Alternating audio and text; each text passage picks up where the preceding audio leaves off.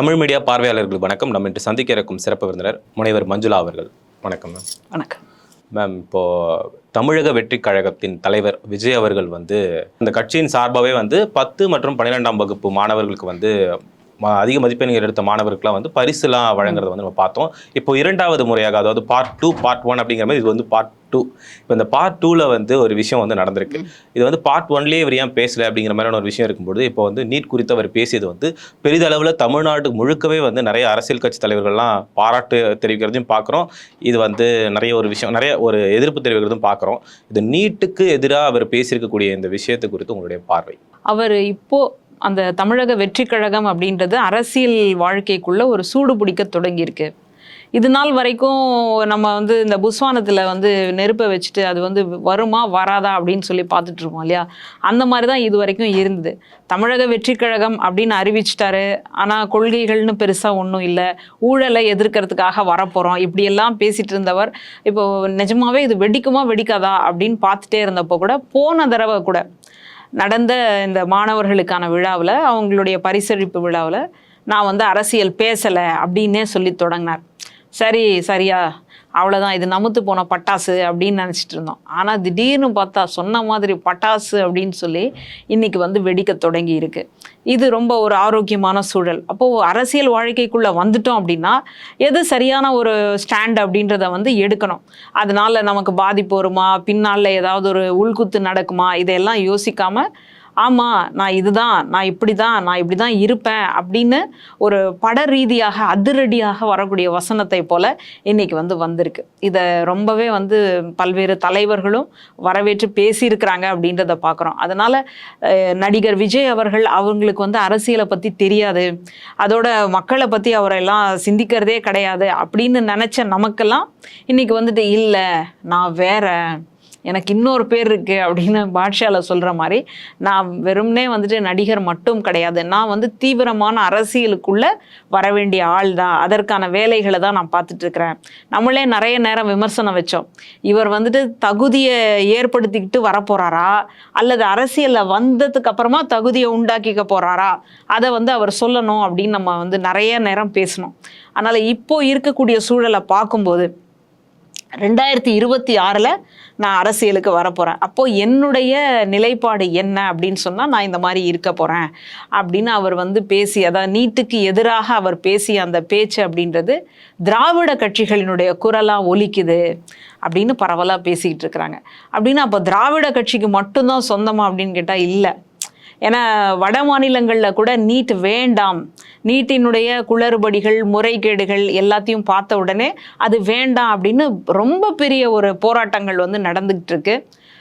பாராளுமன்றத்தில் கூட கூட்டத்தொடரில் அதை பற்றியெல்லாம் விவாதம் அப்படின்றது போயிட்டுருக்கு. அதனால் இவரை திராவிட கட்சிக்கு திராவிட சித்தாந்தத்தோடு ஒத்து வர்ற மாதிரி இதை பேசியிருக்கிறாரா அப்படின்றது இன்னும் கூட ஒரு கேள்வியாக தான் இருக்குது. அதனால் எப்படி இருந்தாலும் அவர் நீட் வேண்டாம் அப்படின்னு பேசினது ரொம்ப பெரிய ஒரு பட்டாசு தான், பட்டன்னு வெடிக்கக்கூடியது. ஒரு 10 ஆண்டு காலமாகவே இப்போ நீட் குறித்து பேசுகிறத நம்மளால் பார்க்க முடியுது. இப்போ என்னதான் தமிழ்நாட்டில் திமுக நீட் எதிர்த்து நிறைய விஷயங்கள் பண்ணிக்கிட்டு இருக்காங்க. இப்போ வருஷம் கையெழுத்தெல்லாம் கூட வாங்குறது, அந்த மாதிரியான விஷயங்கள் பார்க்குறோம். மக்களிடையே நிறைய சொல்கிறது கூட பார்க்குறோம். இந்த மாதிரி தான் நீட் வேண்டாம், தமிழ்நாட்டு மக்கள் ரொம்ப பாதிக்கப்படுறாங்க, அந்த மாதிரிலாம் ஒரு கேம்பெயின் மாதிரி பண்ணிக்கிட்டு இருக்கிறத பார்க்குறோம். இப்போ மக்களுக்காகவே ஒரு நிகழ்வு, அதுவும் இந்த கட்சி சார்பாக வைக்கக்கூடிய நிகழ்வில், அதுவும் தொகுதி வாரியான ஒரு விஷயம் வேற இருக்கு. தொகுதி வாரியா டாப்பர்ஸுக்கெல்லாம் இவர் ஃபீட் பண்றாரு இந்த மாதிரியான ஒரு விஷயத்தை அப்படின்றது ரொம்ப ஹெல்த்தியா பார்க்கப்படுது. இது இப்போ மாணவர்கள்லாம் எப்படி எடுத்துப்பாங்க?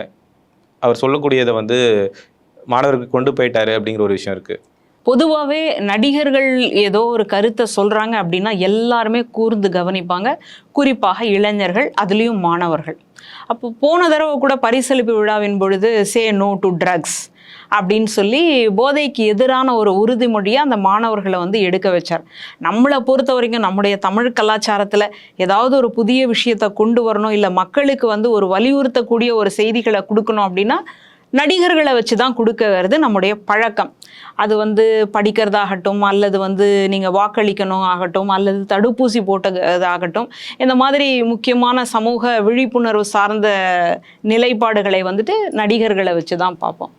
அப்போ இப்போ வந்துட்டு நீட் பற்றி ஒரு மாணவர்கள் மத்தியில் அவர் பேசிய பேச்சு அப்படின்றது ரொம்ப ஒரு பெரிய அதிர்வலையை வந்து கொடுக்கும். ஏன்னா ஒரு பக்கம் ஒரு சில மாணவர்கள் ஒருவேளை சரியாக தான் இருக்குமோ, நம்ம வந்துட்டு நல்ல மதிப்பெண் எடுத்தோம்னா நமக்கு வந்து கிடைச்சிருமோ அப்படின்னு இன்னும் கூட ஒரு வலதுசாரி சிந்தனை உடையவர்கள் இருக்க தானே செய்கிறாங்க. அப்போ அந்த மாதிரியான பிள்ளைகளுக்கு மத்தியிலையும் ஒரு நடுவு நிலைமையிலிருந்து இப்போ நடிகர் விஜய் அப்படின்றது ஒரு நடுவுநிலைமை பார்வையில தான் இன்னைக்கு வரைக்கும் இருக்கு. அப்போ ஒரு நடுவுநிலைமை பார்வையிலிருந்து பேசக்கூடிய இந்த பேச்சு அப்படின்றது மாணவர்கள் கிட்ட ரொம்ப பெரிய ஒரு மாற்றத்தை கொண்டு வரும். அப்படின்னா அப்போது இந்த நீட் வந்துட்டு சரியில்லை. ஏன் சரியில்லை அப்படின்னு பார்க்கும்போது இது வந்து பின்தங்கிய மக்களுக்கு, அதை பொருளாதாரத்தில் பின்தங்கிய மக்களுக்கு அல்லது வந்துட்டு இடஒதுக்கீடு வழியாக ஒரு இதை வந்துட்டு நம்ம நிரப்பணும் அப்படின்னு நினைக்கக்கூடிய அந்த சமூக நீதிக்கு இதுக்கெல்லாம் எதிரானதாக இருக்கின்றது அப்படின்னு சொல்லி அவர் பேசுகிறார். அப்போ ஏன் இது வந்து இருக்குது, ஏன் வந்து ஒன்றிய அரசு இதன் மேலே இவ்வளோ தூரம் ஒரு ஆதிக்கம் செலுத்துது அப்படின்னு சொன்னால் அதுக்கும் காரணம் வருது. ஏன்னா இது வந்து மாநில பட்டியல்ல இருந்து இன்னைக்கு வந்துட்டு போயிடுச்சு. அது வந்து எமர்ஜென்சி பீரியடில் தான் இந்திரா காந்தி அம்மையார் வந்து எமர்ஜென்சி பீரியட் கொண்டு வரும்போது தான் இந்த எல்லாமே நடந்தது அப்படின்றதையெல்லாம் பேசும்போது, இப்போது பேசாமல் விட்டால் கூட அப்போ எப்போ நடந்தது அப்படின்னு தேட தொடங்குவாங்க. அப்போது பதில் கிடைச்சிரும். இப்போ இந்த சூழலில் நடிகர் விஜய் அவர்கள் பேசியது அப்படின்றது மாணவர்களுக்கு ரொம்ப பெரிய ஒரு கண் திறப்பு அப்படின்னு சொல்கிறோம் இல்லையா, அந்த மாதிரியான ஒரு நிலையை கொடுக்கும். அப்போது நமக்கு ஒரு ஆதர்ச தலைவன், அந்த தலைவனை எதிர்க்கிறார் அப்படின்னு சொன்னால் அப்போ நியாயம் இல்லாமல் இருக்குமா? அப்போ அவர் சொல்கிறது உண்மையாக தானே இருக்கும். அப்படின்னா இன்றைக்கி பல்வேறு அரசியல் கட்சிகள் செய்யக்கூடிய போராட்டம் என்பது ரொம்ப வலுவானதாக தானே இருக்கும். அப்போ அதில் நம்மளும் நம்மளை இணைச்சிக்கணும் அப்படின்னு சொல்லக்கூடிய ஒரு பார்வை அப்படின்றது இன்றைக்கி வந்துடும். இன்னும் கூட எனக்கு என்ன தோணுது அப்படின்னா, ஒருவேளை அதுலேயும் இன்னைக்கு ஒன்றிய அரசு எத்தனையோ முறைகள் அடாவடியான அரசாக, நம்ம ஆங்கிலத்தில் சொல்லும்போது அடமண்ட்டு அப்படின்னு சொல்லக்கூடிய அரசாக இருக்கும் பொழுது இந்த நீட் தேர்வில் தோத்துட்டாங்கன்னா தற்கொலை முயற்சியிலலாம் ஈடுபடுறாங்க இல்லையா, அவங்க இனிமேல் கொஞ்சம் சிந்திப்பாங்க அப்படின்னு எனக்கு தோணுது. ஏன்னா நடிகர் விஜய் அவர்களே சொல்லிட்டாங்க, இதில் வந்து இவ்வளோ குளறுபடிகள் இருக்குது, அதனால் ஒருவேளை நம்ம தோற்றுவிட்டால் அதற்கு வந்து நம்முடைய இயலாமை காரணம் கிடையாது, அது அந்த தேர்வினுடைய குளறுபடிகள் அப்படின்னு தனக்கு தானே ஒரு ஆறுதலை சொல்லக்கூடிய, ஒரு அமைதிப்படுத்தக்கூடிய ஒரு நிலையும் இதிலிருந்து உருவாகுமும் அப்படின்னு நான் ரொம்ப நினைக்கிறேன். அதனால் இந்த மாதிரி இருக்கிறவங்க பேசுறது அப்படின்றது ரொம்ப முக்கியமானது. எனக்கு எதுவுமே தெரியாதுங்க, பக்கத்து வீட்டில் யார் இருக்காங்கன்னு கூட எனக்கு தெரியாதுங்க, நான் நேராக என் காலேஜுக்கு போவேன், மறுபடியும் திரும்பி நேராக வீட்டுக்கு வருவேன், அந்த மாதிரியான ஒரு வாழ்க்கை, அப்படி ஒரு வாழ்க்கையை நம்ம வாழக்கூடாது இல்லையா. பக்கத்தில் என்ன நடக்குது அப்படின்னு தெரிஞ்சுக்கிறது தான் அறிவு. நமக்கு வந்து 6 அறிவு இருக்கிறதா சொல்கிறோம் இல்லையா, அந்த 6 அறிவு என்ன, நம்ம வாங்கி வைக்கிற சர்டிஃபிகேட் கிடையாது, நம்ம பின்னாடி பேருக்கு பின்னாடி போட்டுக்கொள்ளக்கூடிய பட்டங்கள் கிடையாது, நம்ம பெரிய பதவியில் வகித்து அதன் மூலமாக கிடைக்கக்கூடிய சம்பளம் கிடையாது. இந்த சுற்றுப்புறத்தை தெரிந்து கொள்வது தான் உண்மையிலேயே அறிவு. இப்போ நீங்கள் ஓரறிவு உடைய விலங்கினம், உயிரினம்னு பார்த்தீங்கன்னா நம்ம செடி, மரம், செடி, கொடி எல்லாம் சொல்லுவோம். அந்த மரம், செடி, கொடிக்கான அறிவு என்ன அப்படின்னு கேட்டால் அது வந்துட்டு தொடுதலால் உணர்ந்து கொள்ளக்கூடிய அறிவு. இப்போ பார்த்தீங்கன்னா காற்று பட்டுச்சுன்னா அந்த மரம் அசைஞ்சுக்கும், அப்புறம் சூரிய வெப்பம் பட்டுச்சுன்னா அது தன்னுடைய உணவை வந்து தயாரிச்சுக்கும். அப்போது சுற்றுப்புறத்தை தெரிந்து கொள்வது, அதை வச்சு தன்னுடைய வாழ்க்கை நடத்துவது அப்படின்றது தான் அறிவு. நம்ம இன்னைக்கு தவறுதலாக என்னென்னமையோ சொல்லிக்கிட்டு இருக்கிறோம். அதனால் இந்த சூழலில் நான் மட்டும் பாஸ் பண்ணிட்டா போதும், எனக்கு மட்டும் சீட் கிடைச்சிட்டா போதும், நான் மட்டும் மேலே வந்துட்டா போதும் அப்படின்னு நினைக்கக்கூடிய இந்த மனநிலையை நடிகர் விஜய் அவர்கள் பேசியது, இனிமேல் நடிகர் விஜய்னு சொல்லக்கூடாது, தமிழக வெற்றி கழகத்தினுடைய தலைவர் பேசிய பேச்சு அப்படின்றது மாணவர்கள் மத்தியில் ஒரு பெரிய எழுச்சியை உண்டாக்கும்.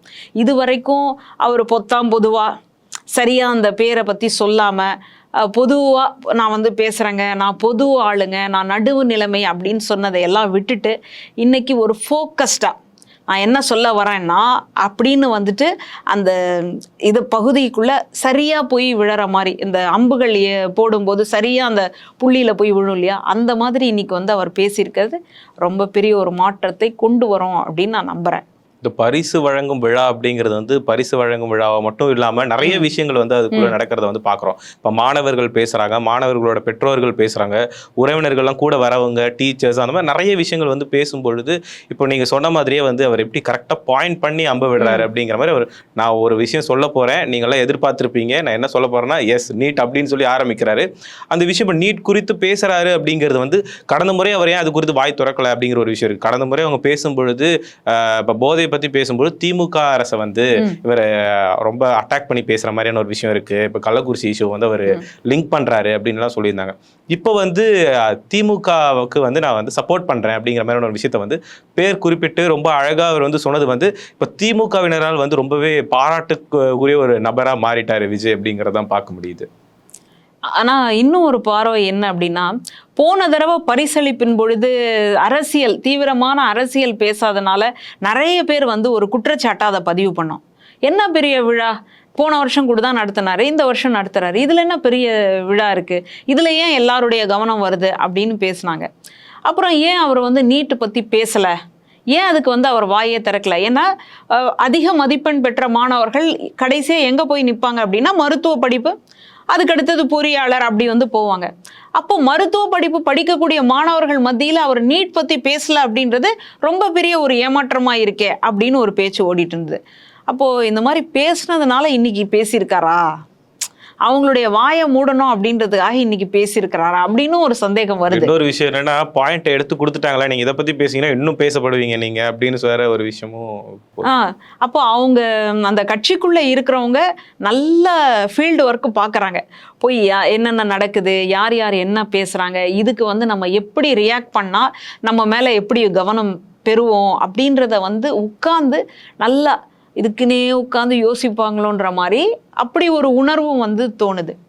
அடுத்ததான் நீங்க சொன்ன மாதிரி போன தடவை பேசும்போது திமுக ஆட்சியை வந்து குற்றச்சாட்டுற மாதிரி, ஏன்னா அந்த கள்ளச்சாராய விஷயத்தை அது போதை அப்படின்னு சொல்லி அதை வந்து கொண்டு வந்தார்.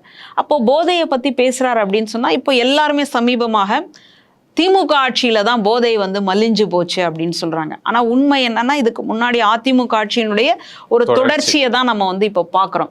அதுலேயும் குஜராத் போன்ற மாநிலங்கள்ல இருந்தா ரொம்ப எளிதாக வந்து கிடைக்குது.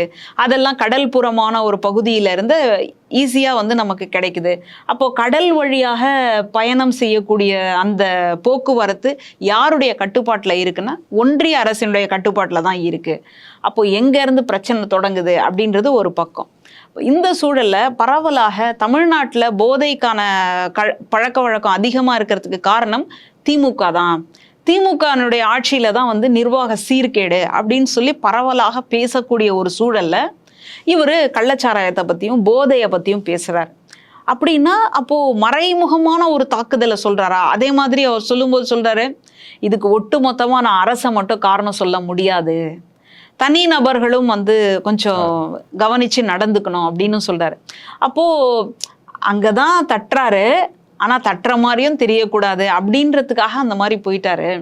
இப்போ அதுக்கு வந்து எப்படிடா நம்ம சரி கட்டுறது அப்படின்னு யோசிச்சு இந்த தடவை பேசும்போது நீட்டுக்கு எதிரான ஒரு மனநிலையை திமுக எடுத்திருக்கக்கூடிய அந்த மனநிலையை நம்ம ஆதரித்து பேசிடுவோம். ஏன்னா ஏற்கனவே 40க்கும் 40 ஜெயிச்சப்பவும் முதல் வாழ்த்து வந்து வரல. நீங்கள் வந்து அண்டை மாநிலமான இதில் ஆந்திராவில் இருக்கக்கூடிய சந்திரபாபு நாயுடு அவர்களுக்கு வந்து வாழ்த்து சொல்கிறாங்க, இன்னொரு நடிகருக்கும் அந்த மாதிரி வாழ்த்தெல்லாம் சொல்லிடுறாங்க. ஆனால் தமிழ்நாட்டை பொறுத்த வரைக்கும் 40க்கும் 40 ஜெயிச்ச திமுகவுக்கு வந்து வாழ்த்து வரல. அது 40க்கு 40 ஜெயிச்சவங்களுக்கு வாழ்த்து அப்படின்ற மாதிரி பொத்தாம் பொதுவாக சொல்லிட்டு விசிக இன்னைக்கு மாநில அந்தஸ்து பெற்றிருக்கு, அந்த கட்சிக்கான மாநில தகுதி கிடைச்சிருக்கு அப்படின்னு ஒரு புகழாரெல்லாம் சுட்டி அதுக்கும் வாழ்த்து சொல்லிட்டாரு. நாம் தமிழர் கட்சிக்கும் வாழ்த்து சொல்லிட்டாரு. அப்படின்னா திமுகவை கைவிட்டுட்டாரே அப்படின்னு நமக்கு பரவலாக ஒரு அதிருப்தி இருந்தது. அவருடைய பிறந்த நாளின் பொழுது அந்த அதிருப்தி வெளியிலாச்சு. என்னன்னா எல்லா தலைவர்களும் நடிகர் விஜய், அதாவது தமிழக வெற்றி கழகத்தினுடைய தலைவர் விஜய் அவர்களுக்கு வாழ்த்து சொன்னாங்க. ஆனால் திமுகவில இருந்து ஒரு வாழ்த்தும் வரல. இப்போ யோசிச்சு பார்க்குறாரு, அங்கேயும் ஒரு அடி, அடுத்தது இந்த போதை பற்றி பேசினதுனால இங்கேயும் ஒரு அடி.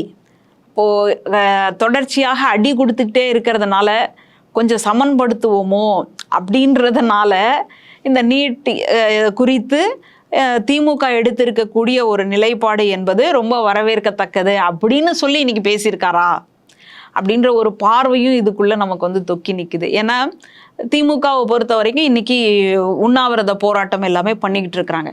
அப்போ இவங்க வந்த உடனே கையெழுத்து போட்டு நீட்டை வந்து ஒழிச்சிடுவேன்னு சொன்னவங்க இன்னைக்கு வரைக்கும் போராட்டத்திலேயே இருக்கிறாங்களே. அப்போ எப்போதான் ஒழிய போகுது அப்படின்னு பேசுறவங்க மத்தியில் இப்போ திடீர்னு நடிகர் விஜய் அவர்கள் என்ன சொல்றாங்கன்னா, திமுக எடுத்திருக்கக்கூடிய நிலைப்பாடு ரொம்ப சரியா இருக்கு, நான் வந்து அதற்கு ஆதரவு கொடுக்குறேன் அப்படின்னா, அப்போ இவரும் அந்த இடத்துல போய் சும்மா கண் துடைப்புக்காக நிற்கிறாரா அப்படின்னு ஒரு கேள்வி.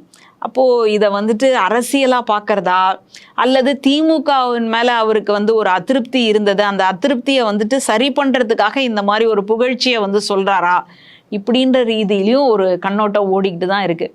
அதனால் இன்னும் கூட நமக்கு வந்துட்டு அவர் மீதான தெளிவான பார்வை வர்றதுக்கு இன்னும் அவர் தன்னுடைய இந்த பூனைக்குட்டி வெளியில் வரணும் அப்படின்னு தான் நம்ம நினைக்கிறோம். பார்ப்போம் மேம். உங்களுடைய நேரத்துக்கும் கருத்துக்களுக்கும் மிக்க நன்றி.